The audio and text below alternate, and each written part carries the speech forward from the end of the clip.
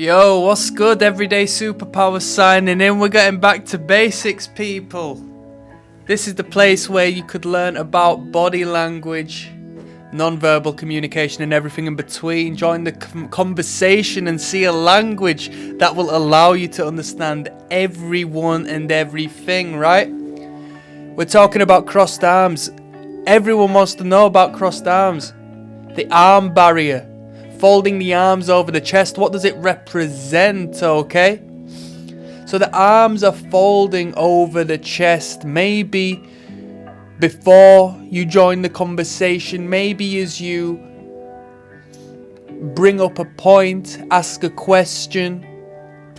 Maybe it's in response to you generally, maybe you are performing the action, okay?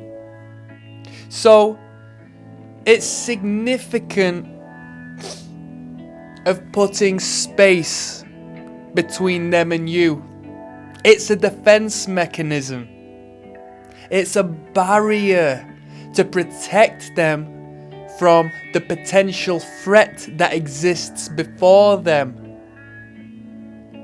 Okay, now there's many different variations of such, which I may get into more depth with on a separate video, but you can have the hands curled into fists in an aggressive stance.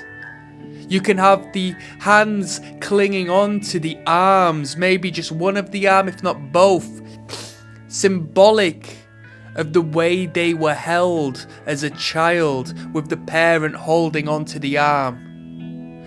A regressive behaviour, calming oneself alongside defending oneself. Now, the defense that this represents doesn't have to be physical. The brain, or at least the subconscious brain, perceives a threat to one's intelligence, a threat to one's ego, a threat to one's sense of self, and so on and so forth. Anything uncomfortable and anything that provokes discomfort, the brain perceives that such as it used to whilst we were but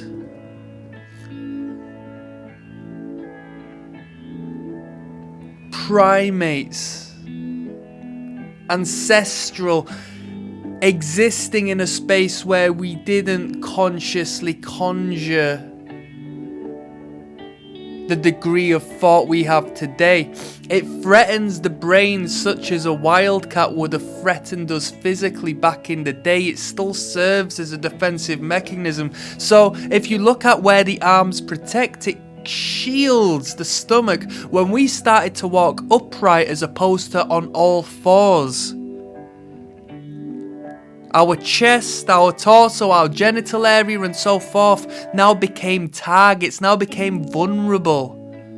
Our underside, our belly, one which was once protected, is now exposed to the world. So subconsciously we will cover and conceal this in the face of a threat. Alongside the covering, via the arms, we will blade the body from side to side in order to not expose ourselves to this potential threat fully.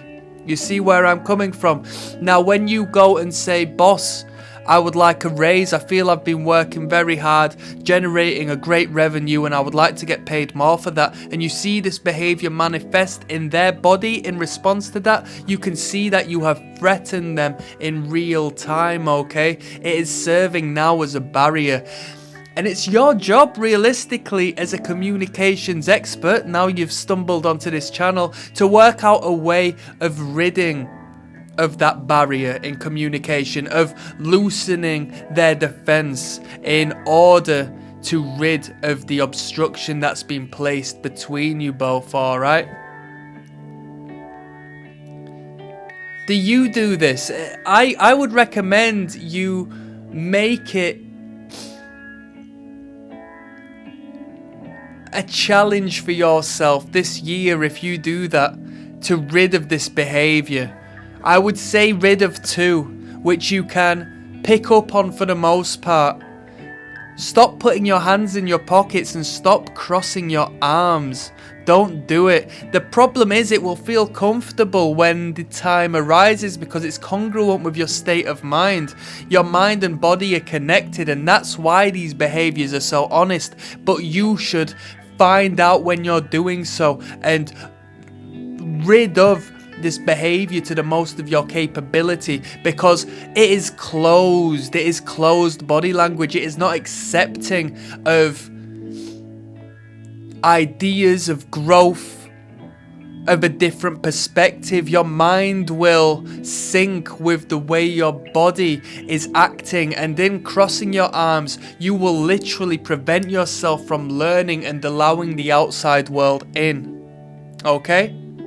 It's deeper than a behavior. And the thing is, disregarding the biological roots and the psychological reasonings and so forth, this particular body language is picked up on by a lot of people who, but at the very least, know it's a negative cue. Okay? The person who engages this behavior is uncomfortable. They are cutting themselves off with a shield, right? It's protective. Now, be sure to look at the environment. Is the individual cold? Okay, as it may be a means of warming oneself up, but for the most part, it's debatable, okay? So always pay attention to the environment this behavior persists within, yeah? But for the most part, it's utilized as a shield, right? To protect oneself from what they deem threatening, okay? Now, they may be sitting at a bus stop by themselves with this behavior, all right? Not engaging in communication with anyone, but you best believe what is happening within the mind of the individual is provoking discomfort to the degree that the primitive response is having to manifest this defensive and shielding mechanism, yeah? To protect oneself physically. It's symbolic. Holding and keeping the feelings inside and preventing from other feelings from entering. Have a look if there's any cluster behavior. So the legs may be locked together, further enclosing oneself in their shell, okay? Have a look at the head. Where's the head? Is it tilted away from the person they're engaging with? Are they looking downwards in submission? Loosening up and closing the neck to ensure that they are further in defense. Are the shoulders raised, defending the neck? Have you seen what's happening? The body is in a full defense position, allowing no new ideas to come in by removal of any vulnerable space.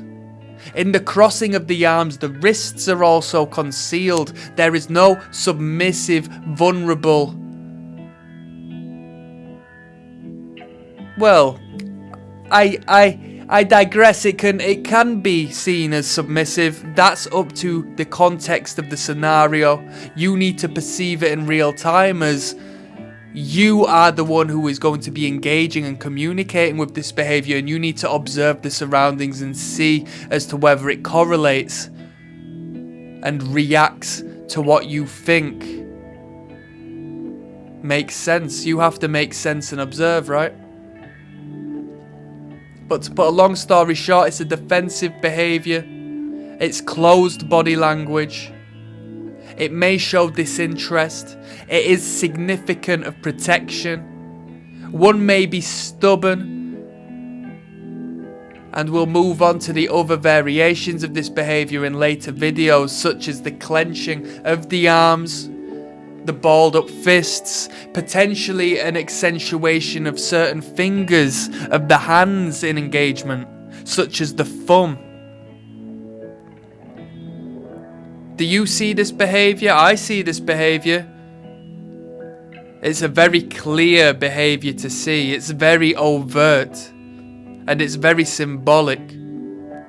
And without further ado, I'm going to sign out, so click subscribe as I do upload on a very, very regular basis. Check out my catalogue of non-verbal cues and how to identify them. And I'm signing out, people.